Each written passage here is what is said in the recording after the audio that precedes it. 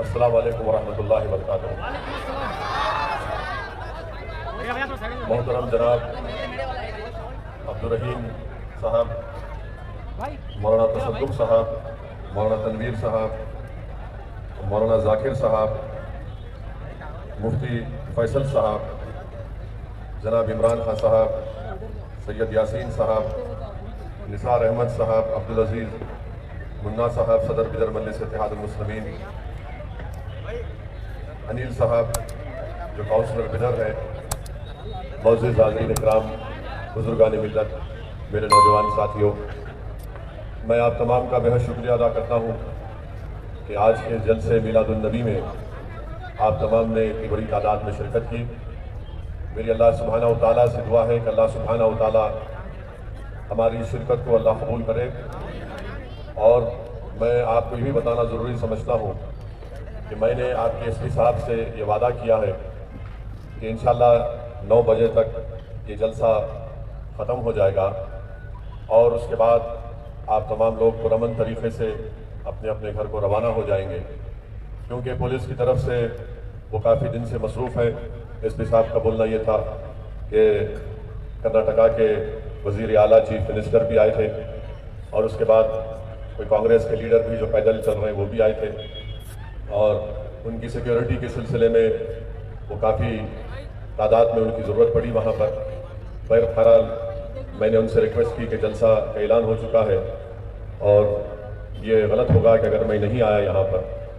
तो एसपी साहब ने मुझसे कहा कि एमपी साहब आप आइए ज़रूर, हम आपको सिक्योरिटी देंगे जो भी देना है और 9 बजे तक आप जलसा ख़त्म कर लीजिए। मैं हमारे एसपी साहब का शुक्रिया अदा करता हूँ कि उन्होंने हमको यहाँ पर इजाज़त जो थी उसको जारी रखा और मेरी कोशिश होगी कि इंशाअल्लाह ताला मैं आधे घंटे के अंदर अपनी बात को मुकम्मल कर लूँगा। वैसे तो पार्लियामेंट में मुझे सिर्फ 7-8 मिनट का मौका मिलता और मैं 7-8 मिनट में अल्हम्दुलिल्लाह अल्लाह के फजल व करम से अपनी पूरी बात को रख सकता हूँ। तो आप तमाम से यही मेरी गुजारिश है कि इन जलसों का इनेकाद इसलिए अमल में लाया जाता है कि आप तमाम और हमारे दिलों में अल्लाह के रसूल सल्लल्लाहु अलैहि वसल्लम की मोहब्बत और मजबूत और मुस्तहकम हो जाए और हम अपनी ज़िंदगियों में एक इनकलाब को पैदा करें और हम अपनी ज़िंदगी को कुरान और सुन्नत के तहत अपनी ज़िंदगी को गुजारें। हम एक अच्छे इंसान बने, नेक मुसलमान बने और हम पूरी दुनिया में, हमारी रियासत में, हमारे मुल्क में हम लोग अपने किरदार के ज़रिए सारी दुनिया को पैगाम दे सके कि मुसलमान किस तरीके से अपनी ज़िंदगी को गुजारता है। मेरे अजीज़ दोस्तों और बुज़ुर्गों, आप तमाम लोग उलमाए कराम के बसीरत अफरोज़ खिताबात में मिशकात शरीफ की हदीस को भी सुना होगा, जिसमें अल्लाह के रसूल सल्लल्लाहु अलैहि वसल्लम ने ये इरशाद फरमाया कि मैं तमाम रसूलों का सरदार हूँ और मुझे इस पर फ़ख्र नहीं है। उलमाए कराम ने इस हदीस शरीफ के सिलसिले में लिखा कि अल्लाह सुब्हानहू तआला ने मोहम्मद मुस्तफ़ा सल्लल्लाहु अलैहि वसल्लम को, तमाम नबियों और रसूलों को जो मौजज़ात दिए गए, जो खुसूसियात दिए गए, अल्लाह ने उन तमाम भी दिए बल्कि उससे बढ़कर भी दिए। उलमाए कराम ने इस मिशकात शरीफ की हदीस के सिलसिले में ये लिखा कि अल्लाह सुब्हानहू तआला ने जब साबिक़ा नबियों और रसूलों को भेजा तो उनको किसी एक मखसूस मुकाम की तरफ, एक गांव की तरफ या एक शहर की तरफ भेजा और जब मोहम्मद मुस्तफ़ा सल्लल्लाहु अलैहि वसल्लम को अल्लाह ने कायनात में भेजा तो अल्लाह सुब्हानहू तआला ने फरमाया कि मैं रब्बुल आलमीन हूँ और आप रहमतुल आलमीन हैं। कायनात के जर्रे जर्रे में ऐ मेरे हबीब मेरी रबूबियत है, तो कायनात के हर जर्रे में जहाँ तक मेरी रबूबियत है वहाँ पर आपकी रहमतुल आलमीन आप रसूल सल्लल्लाहु अलैहि वसल्लम रहेंगे। फिर उस उलमाए कराम ने यह भी लिखा, मेरे अजीज दोस्तों और बुजुर्गों, कि जो साबिक़ा नबी और रसूल थे उनकी उम्मत को एक मखसूस मुकाम पर इबादत करना पड़ता ताकि उनकी इबादत कबूल हो जाए। मगर रसूलुल्लाह सल्लल्लाहु अलैहि वसल्लम के लिए बुखारी शरीफ की हदीस है कि रसूलुल्लाह सल्लल्लाहु अलैहि वसल्लम ने फरमाया कि पूरी ज़मीन मेरे लिए एक मस्जिद बना दी गई। फिर उलमाए कराम ने लिखा कि अल्लाह सुब्हानहू तआला ने रसूलों को मौजज़ात दिए, और सबसे ज्यादा मौजज़े हजरत मूसा अलैहिस्सलाम को 9 दिए, उसकी एक हद है, मगर मोहम्मद मुस्तफ़ा सल्लल्लाहु अलैहि वसल्लम को जो मौजज़े दिए उसकी कोई हद नहीं है। उलमा किराम ने लिखा कि जो रसूल आए वो दुनिया में आके मौजज़े दिखाए, और मेरे रसूल सल्लल्लाहु अलैहि वसल्लम खुद मौजज़ा बनकर आए। मेरे अजीज दोस्तों और बुजुर्गों, अल्लाह सुब्हानहू व तआला ने सूरह यासीन में लिखा कि अल्लाह ने तीन नबियों को एक गांव की तरफ भेजा और मोहम्मद मुस्तफ़ा सल्लल्लाहु अलैहि वसल्लम से कहा कि हम आपको पूरी कायनात आपके हवाले करते हैं। मेरे अजीज दोस्तों और बुजुर्गों, अल्लाह सुब्हानहू व तआला ने हजरत इब्राहीम अलैहिस्सलाम से कहा कि हम आपको लोगों का इमाम बनाएंगे। उलमाए कराम ने समझाया कि हजरत इब्राहीम अलैहिस्सलाम को कहा कि जमीन में भिजाकर आपको लोगों का इमाम बनाएंगे, माने लोगों का, पूरे आलम का नहीं, और कहा कि इमाम बनाएंगे। हजरत दाऊद अलैहिस्सलाम, हजरत सुलेमान अलैहिस्सलाम, इनके ताल्लुक से यह बताया गया कि आपको हुकूमत दी गई, और हजरत मूसा अलैहिस्सलाम को और हजरत इब्राहीम अलैहिस्सलाम को कहा गया कि आपका मुकाबला नमरूद और फिरौन से होगा। मेरे अजीज दोस्तों और बुजुर्गों, वहीं पर अल्लाह सुब्हानहू व तआला ने हजरत आदम अलैहिस्सलाम से कहा, हजरत दाऊद अलैहिस्सलाम से कहा कि आपको जमीन में हम खलीफा बनाएंगे। और जब मोहम्मद मुस्तफ़ा सल्लल्लाहु अलैहि वसल्लम को कायनात में अल्लाह सुब्हानहू व तआला भेजता है तो अल्लाह फरमाता है कि आपको रहमतुल आलमीन बनाकर भेजाया जा रहा है, आपको मुबश्शिर बनाकर भेजाया जा रहा है, आपको नजीर बनाकर भेजाया जा रहा है। तो मेरे अजीज दोस्तों और बुजुर्गों, अल्लाह के रसूल सल्लल्लाहु अलैहि वसल्लम रहमतुल आलमीन बनकर इस दुनिया में आए।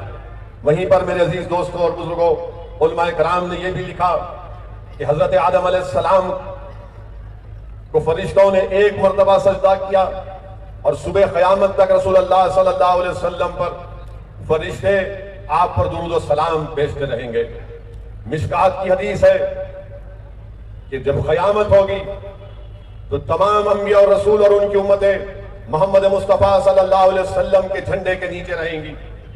मेरे अजीज दोस्तों और बुजुर्गों, इमाम फखरुद्दीन राजी अपनी तफसीर में लिखते हैं कि जब रसूलुल्लाह सल्लल्लाहु अलैहि वसल्लम सफर मिराज पर गए और हजरत जिब्रील ने हजरत रसूलुल्लाह सल्लल्लाहु अलैहि वसल्लम के बराक़ की सवारी की, उसकी रिकाब पकड़ी, तो इमाम फखरुद्दीन राजी लिखते हैं कि यह फरिश्तों के लिए बहुत बड़ा एजाज था, ये बहुत बड़ा एजाज था।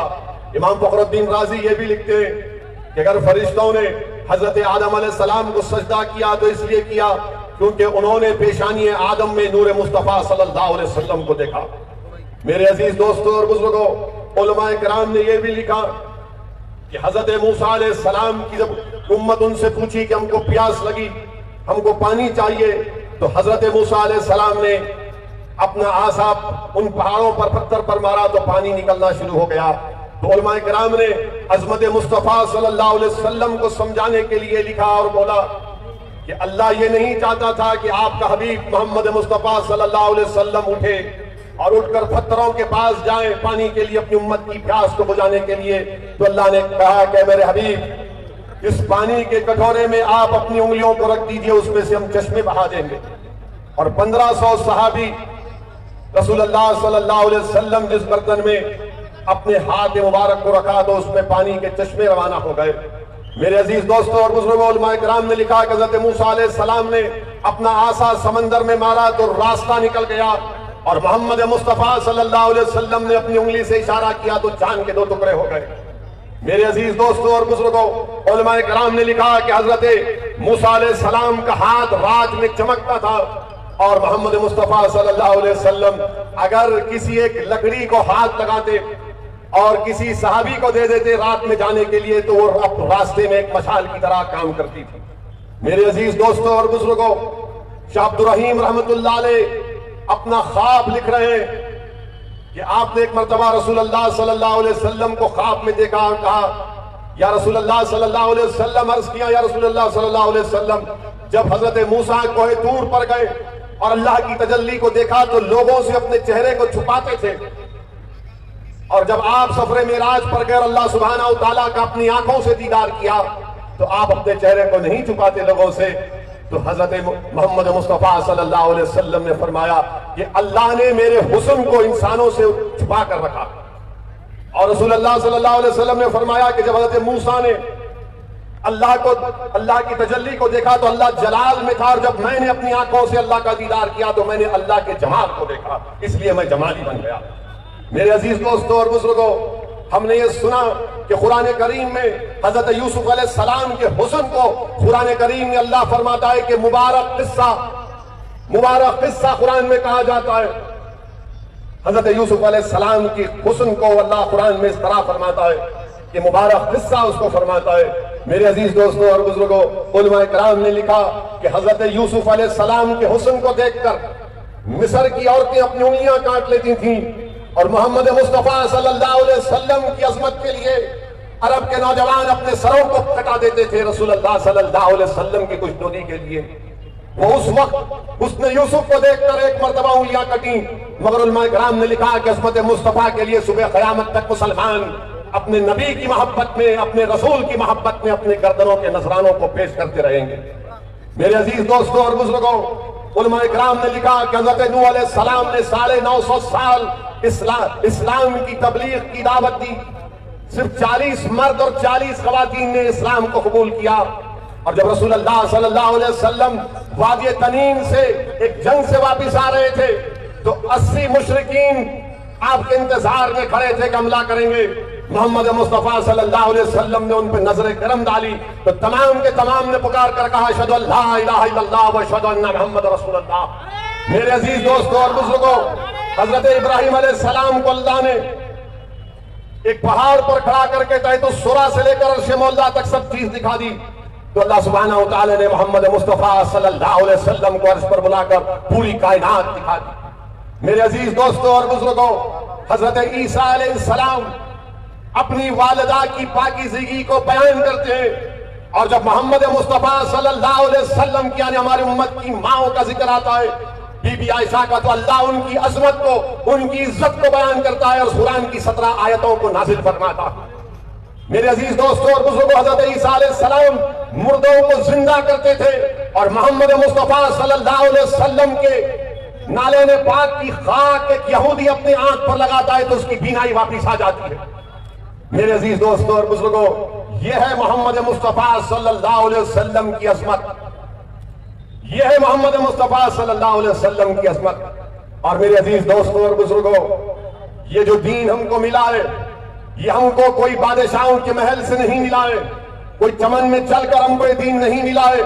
ये दीन हमको बदर और हुनैन से मिला है।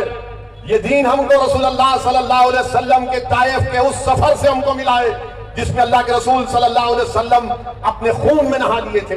ये दीन हमको बदर के उन शोहदाओं से मिला है। ये दीन हमको जंगे खंदक के शोहदाओं से मिला है। ये दीन हमको जंगे सिफ़ीन के शोहदाओं से मिला है। ये दीन हमको मिला है तो इमाम हुसैन की करबला में शहादत से मिला है। ये दीन अगर हमको रात को मिला है तो करबला के मैदान में रसूलुल्लाह सल्लल्लाहु अलैहि वसल्लम की आल ने इस दीन की सरबुलंदी के लिए और हक की कामयाबी के लिए अपना सब कुछ कुर्बान कर दिया, तभी जाकर हमको यह दीन मिला है। मेरे नौजवानों, आज वतन अजीज में अगर हम पर जुल्म होता है, अगर हमको मारा जाता है, अगर गुजरात की सरजमीन पर मुसलमानों को रोड पर लाकर एक झूठे इल्जाम में रोड पर उनको जमा करके मजमे के सामने उनको जब लटों से मारा जाता है, तो मैंने उस वक्त भी कहा, आज भी कह रहा और कल भी कहूंगा कि मारने वाले इस्लाम की तारीख नहीं जानते। मारने वाले अगर ये समझ रहे कि सरे बाजार रोड पर लाकर मुसलमानों को लटों से लाठियों से मारकर उनकी बेइज्जती की जाएगी, मजमे के सामने मारकर मजमे से तारीफ और नारे निकलेंगे, तो मुसलमान के हौसले पस्त हो जाएंगे। तुम नहीं जानती हमारी तारीख को। जिन जालिमों ने उन मासूम बच्चों को गुजरात की सरजमीन पर मारा, मारने वाले सुनो, तुम हजरत बिलाल का नाम नहीं जानते होंगे। हजरत बिलाल का नाम सुन लो। हजरत बिलाल इस्लाम कबूल कर लिए, इजहार नहीं किए थे कि मैंने मोहम्मद मुस्तफ़ा सल्लल्लाहु अलैहि वसल्लम की गुलामी को कबूल कर लिया। हजरत बिलाल देखते हैं कि मक्के में आपका जो मालिक था, जिसने आपको खरीदा था, उमैया बिन खलफ उसका नाम था, उस मुशरिक का। मक्के का मैदान है और मक्के में हजरत अम्मार बिन यासर को लटों से मारा जा रहा है, पीटा जा रहा है। अबू जहल मारता, अबू लहब मारता, उमैया बिन खलफ मारता। अम्मार बिन यासर को मारते हैं, खूब मारते हैं, और जब मारकर थक जाते तो उमैया बिन खलफ कहता है कि बिलाल अब तुम मारो अम्मार बिन यासर को।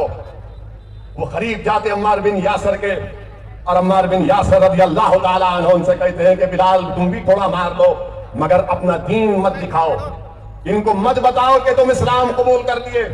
हजरत बिलाल उस घोड़े को उठाते हैं और देखते हैं, सोचते हैं कि क्या करूं। हजरत बिलाल की तरफ उमैया बिन खलफ पुकार के कहता है बिलाल मारो अम्मार को। हजरत बिलाल उस घोड़े को उठाकर फिराते हैं, उठाकर फेंकते हैं और कहते हैं कि मारने वालों अब अम्मार अकेले मार नहीं खाएगा, बिलाल भी मार खाएगा अम्मार बिन यासर के साथ। उमैया बिन खलफ, अबू जहल, अबू लहब परेशान हो जाते हैं कि क्या कर रहा है। हजरत अम्मार कहते हैं कि क्या कर रहे हो। तो हजरत बिलाल पुकार कर कहते हैं कि अम्मार तू जिसकी गुलामी का तोक अपने गले में डाल दिया, मैं भी उन्हीं का गुलाम बन चुका हूं। तू जिनके जुल्फों का कैदी बन चुका, मैं भी उनके जुल्फों का कैदी बन चुका हूं। तू अब अकेले मार खाकर मजे नहीं लेगा, अब दोनों मार खाएंगे इस्लाम और मोहम्मद मुस्तफा सल्लल्लाहु अलैहि वसल्लम के लिए। हजरत बिलाल को तकालीफ दी जाती थी, कोड़े मारे जाते थे, गरम गरम रेत पर लिटाकर हजरत बिलाल पर गरम गरम पत्थर रख दिया जाता था और पूछते थे कि बोलो बिलाल तुम्हारा खुदा और तुम्हारा रसूल कहां है। तो हजरत बिलाल कहते थे जालिमो, जब तुम बाजार में कोई चीज खरीदने जाते तो तुम उसको खरीदने से पहले देखते कि असली है या नकली है। मेरा रब भी मुझे देख रहा है कि ये अब मेरे हबीब के इसमें असली है या नकली है। हजरत बिलाल को जब मारा जाता तो हजरत बिलाल पुकार कर कहते अहाद अहाद और अहाद। रसूलुल्लाह सल्लल्लाहु अलैहि वसल्लम हजरत बिलाल की तकालीफ को देखकर दुआ करते हैं कि या अल्लाह हजरत बिलाल को इस तकलीफ से निजात दिला दे।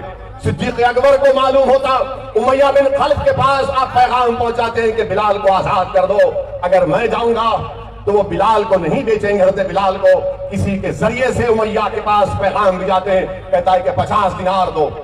मगर जब एग्रीमेंट करने का टाइम आता उसको मालूम हो जाता कि अबू बकर सिद्दीक रज़ी अल्लाह ताला अन्हु खरीद रहे, तो कहेगा कि अबू बकर अब 50 नहीं 1000 दिनार चाहिए, 1000 दिनार चाहिए। हजरत सिद्दीक अकबर कहते हैं कि 1000 दिनार दूंगा। वो मैया कहता है कि 1000 दिनार नहीं, 2 रूमी गुलाम भी चाहिए। फिर वो कहता है कि तुम इतनी रकम इसके लिए दे रहे हो। तो सिद्दीक अकबर कहते हैं कि तू नहीं जानता ये कौन है, और वो रकम देकर हजरत बिलाल को लेकर अपने घर को आते हैं। जख्मों से चूर हजरत बिलाल का जिस्म। सिद्दीक अकबर उनको कपड़ा और जख्मों पर मरहम लगाते हैं, और हजरत बिलाल कहते हैं कि मैं रसूलुल्लाह सल्लल्लाहु अलैहि वसल्लम के दरबार में हाजिर होना चाहता हूं। सिद्दीक अकबर उनसे कहते हैं कि बिलाल जब तुम रसूलुल्लाह सल्लल्लाहु अलैहि वसल्लम से मिलोगे तो रोना नहीं, तुम रोना नहीं। हजरत बिलाल खामोश रहते हैं। सिद्दीक अकबर उनको कपड़े पहनाते, अच्छे अच्छे कपड़े पहनाकर। तो हजरत बिलाल कहते हैं कि मेरी उम्र 30 साल की हो गई, मुझे कभी किसी ने इतनी इज्जत नहीं दी। वो हबशी थे, हजरत बिलाल हबशी थे। सिद्दीक अकबर उनको रसूलुल्लाह सल्लल्लाहु अलैहि वसल्लम के पास दरबार में लेकर चलते हैं। अल्लाह के रसूल सल्लल्लाहु अलैहि वसल्लम हजरत बिलाल को देखकर बड़े खुश होते हैं। हजरत बिलाल रसूलुल्लाह सल्लल्लाहु अलैहि वसल्लम को देखकर अपनी नजरें नीचे कर लेते हैं। रसूलुल्लाह सल्लल्लाहु अलैहि वसल्लम सिद्दीक अकबर से कहते हैं कि तुमने बहुत अच्छा काम किया कि तुमने बिलाल को आजाद करवाया। रसूलुल्लाह सल्लल्लाहु अलैहि वसल्लम रिवायतों में आया, उलमा ने लिखा कि सिद्दीक अकबर को जब करीब लाते हैं तो वो सिद्दीक अकबर जो हजरत बिलाल से कह रहे थे कि मोहम्मद मुस्तफा सल्लल्लाहु अलैहि वसल्लम के सामने मत रोना, वो रोना शुरू कर देते, वो रोना शुरू कर देते हैं। रसूलुल्लाह सल्लल्लाहु अलैहि वसल्लम हजरत बिलाल को करीब लाते हैं और कहते हैं कि बिलाल तुमने इस दीन के लिए बड़ी तकालीफ उठाई। और रसूलुल्लाह सल्लल्लाहु अलैहि वसल्लम अपने घर से खजूर मंगाते हैं घर में, और खजूर जब की तश्तरी लाई जाती है तो सिद्दीक अकबर रज़ी अल्लाह ताला अन्हु अपने हाथ से उठाते हैं। तो रसूलुल्लाह सल्लल्लाहु अलैहि वसल्लम कहते हैं कि नहीं, अब मैं अपने हाथों से मेरे बिलाल को खजूर खिलाऊंगा। अल्लाह के रसूल सल्लल्लाहु अलैहि वसल्लम अपने हाथों से हजरत बिलाल को खजूर खिलाते हैं तो हजरत बिलाल की आंखों से आंसू निकलना शुरू हो जाते हैं। रसूलुल्लाह सल्लल्लाहु अलैहि वसल्लम को देखकर कि मोहम्मद मुस्तफा सल्लल्लाहु अलैहि वसल्लम के सामने बैठा हूं और अपने दस्त मुबारक से रसूलुल्लाह सल्लल्लाहु अलैहि वसल्लम मुझे खजूर खिला रहे हैं। मेरे अजीज दोस्तों और बुजुर्गों, मारने वालों, तुम नहीं जानते कि जिन्होंने बिलाल को मारा, एक वक्त ऐसा आया कि जब मक्का फतह हुआ तो वही बिलाल को रसूलुल्लाह सल्लल्लाहु अलैहि वसल्लम ने हुक्म दिया कि बिलाल काबतुल्लाह पर खड़े होकर अज़ान दो। वो बिलाल कौन थे नौजवानों? वो कहते थे कि जब मैं अज़ान देता और अशहदु अन्ना मोहम्मद रसूलुल्लाह के लफ्ज़ को कहता तो मैं मोहम्मद मुस्तफ़ा सल्लल्लाहु अलैहि वसल्लम को अपने सामने देखता। रसूलुल्लाह सल्लल्लाहु अलैहि वसल्लम के पर्दा फरमाने के बाद वो चले गए फारूक आजम के दौरे खिलाफत में शाम को, मौजूदा दमिश्क जो कहते हैं। तो रसूलुल्लाह सल्लल्लाहु अलैहि वसल्लम ख्वाब में आकर बोले बिलाल इतनी दूरी हमसे। वो फिर मदीने को वापस आए, लोगों ने कहा कि बिलाल अज़ान दो। हज़रत बिलाल ने कहा कि नहीं दूंगा। तो सहाबा को मालूम था कि बिलाल अगर किसी की बात सुनेंगे तो अहले बैत की तो शहजादे जन्नत को जाकर बोलते हैं। वो जब कहते हैं कि बिलाल अज़ान दो, वो अहले बैत की मोहब्बत में, रसूलुल्लाह सल्लल्लाहु अलैहि वसल्लम की मोहब्बत में अज़ान देते हैं। तो जब अज़ान बिलाल मदीने में देते हैं तो मदीने में कोहराम मच गया कि क्या मोहम्मद सल्लल्लाहु अलैहि वसल्लम वापिस आ गए। हज़रत बिलाल ने जब अज़ान दी तो लोग कोहराम मच गया कि क्या मोहम्मद सल्लल्लाहु अलैहि वसल्लम वापिस आ गए। और जब हज़रत बिलाल अशहदु अन्ना मोहम्मद रसूलुल्लाह पर पहुंचे तो रिवायत में आया कि आंख से इतने आंसू बहे, हज़रत बिलाल गिर गए, हज़रत बिलाल गिर गए। ये मोहब्बत है मेरे अजीज दोस्तों और बुजुर्गों। लोग अगर हमको मार रहे हैं, जालिम अगर हमको मार रहा है तो मारो, कुछ होने वाला नहीं है। अगर मैं इस दुनिया में आया हूं तो अपनी जिंदगी, अपनी रिस्क, अपनी इज्जत और अपनी मौत सब लिखा कर आया हूं। और ये क्यों कह रहा हूं मैं? फारूक आजम उमर इब्न खत्ताब रज़ी अल्लाह तआला अन्हु, हज़रत फारूक आजम हमेशा दुआ करते कि या अल्लाह मुझे शहीद की मौत आए और मुझे मारने वाला तो मुसलमान ना हो। यही दुआ फारूक आजम करते थे। और मेरी मौत मदीने में आए, ये हमेशा दुआ करते थे। जब फारूक आजम को वो फारसी शख्स अबुलूला आपको मस्जिद फजर में आप पर चाकू से मारा, तो तुमको मालूम नौजवानों नमाज कितनी है। मैं फारूक आजम नमाज फजर की इमामत कर रहे हैं, एक रकात नमाज हो गई, दूसरी रकात के सजदे में है। इस शख्स ने आकर चाकू से मारा फारूक आजम को, 9 वार किए, 2 कंधे पर, 2 पीठ पर, पेट पर वो मारा फारूक आजम को। फजर का वक्त था, फारूक आजम को उठाकर लोग अपने घर में लेकर गए। फारूक आजम को जब होश आया तो बोले क्या नमाज पूरी हो गई? बोले हाँ। एक और इमाम की इमामत में नमाज फजर पूरी हुई। तो फारूक आजम ने कहा कि पानी लाओ। आपने वजू किया और अपनी नमाज को मुकम्मल किया। ये फारूक आजम है। आपने नमाज को मुकम्मल किया और उसके बाद आपने अपने बेटे से कहा हज़रत अब्दुल्लाह इब्न उमर को कि जाओ उम्मत की मां के पास, उनसे इजाजत लो कि मुझे रसूलुल्लाह सल्लल्लाहु अलैहि वसल्लम के बाजू, सिद्दीक़ अकबर के बाजू मुझे खबर की जगह मिले। मेरे अजीज दोस्तों और बुजुर्गों, इस्लाम हमको ऐसे मिला है। अगर तुम डर जाओगे किसी के मारने से, अगर तुम खौफ खा जाओगे किसी के बोलने से, याद रखो डर और खौफ तुम्हारे करीब नहीं आ सकता। हम मोहम्मद मुस्तफ़ा सल्लल्लाहु अलैहि वसल्लम की उम्मत हैं। ये मुल्क हमारा है और रहेगा इंशाअल्लाह ताला। याद रखो मुसलमानों, मेरी बात को याद रखो मुसलमानों। अब इस मुल्क की सियासत में मुसलमानों की कोई सियासी अहमियत नहीं रही। अगर यहां पर कोई बैठने वाला कांग्रेस पार्टी का है या फिर कोई जनता दल का है या किसी और पार्टी का है, तो मैं तुमको अपने भाई के तौर पर कह रहा हूं कि तुम्हारी कोई इज्जत नहीं है इन पार्टियों में। याद रखो तुम्हारी कोई इज्जत नहीं है। तुम्हारी इज्जत सिर्फ इतनी है कि तुम इलेक्शन के वक्त इनके लिए वोट डालो। आज जब जुल्म हो रहा है कोई मुंह नहीं खोलता, कोई मुंह नहीं खोलता है। ये बाज़ाब्ता मुसलमानों को इनविजिबल करती है कि मुसलमान अब कोई पॉलिटिकल पार्टी के साथ नहीं ठहरेगा। मैं मुबारकबाद देता हूं भारत के प्रधानमंत्री श्री नरेंद्र मोदी को कि आपने 8 साल में, तंजिया तौर पर कह रहा हूं, आपने 8 साल में भारत की राजनीति को ऐसा कर दिया कि सेकुलर पार्टी मुसलमान को बाजू खड़ा करने से डरती है।